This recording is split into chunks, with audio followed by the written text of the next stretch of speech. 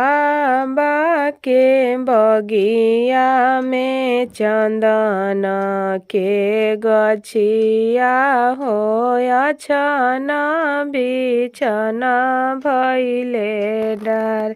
बाबा के बगिया में चंदन के गछिया हो अछना बिछना भइले डार।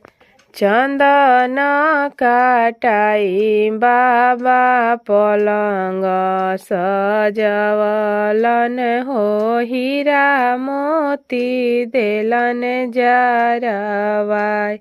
चंदन काटाई बाबा पलंग डसवलन हो हीरा मोती देलन जरवाई। घर में से निकलेली आमा हो अपनया माँ सुनी स्वामी अरज हमार। घर में से निकलेली आमा हो अपनया माँ सुनी स्वामी अरज हमार।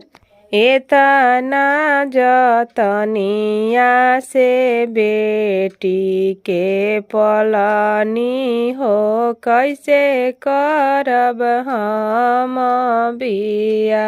एतना जतनिया से बेटी के पलनी हो कैसे करब हम बिया। एतना बचन जब सुनेलन अपन पापा सुन धनी अरज हमार।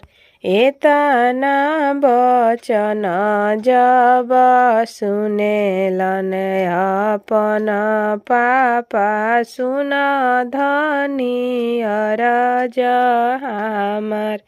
आपन दुलारी बेटी ऐसे सरही बहो जैसे सुरुजवा के जोत। आपन दुलारी बेटी ऐसे सरही बहो जैसे सुरुजवा के जोत।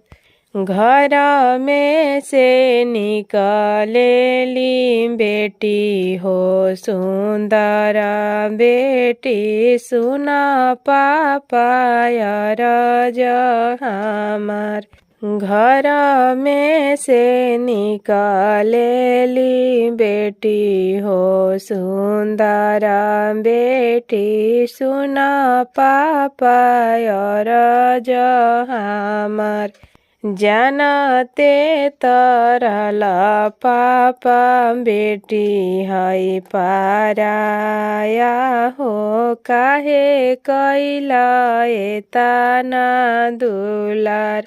जानते तरल पापा बेटी है पाराया हो काहे कैला एतना दुलार। चाचा के बगिया में चंदन के गछिया हो अछना बिछना भइले डार। चाचा के बगिया में चंदन के गछिया हो अछना बिछना भइले डार।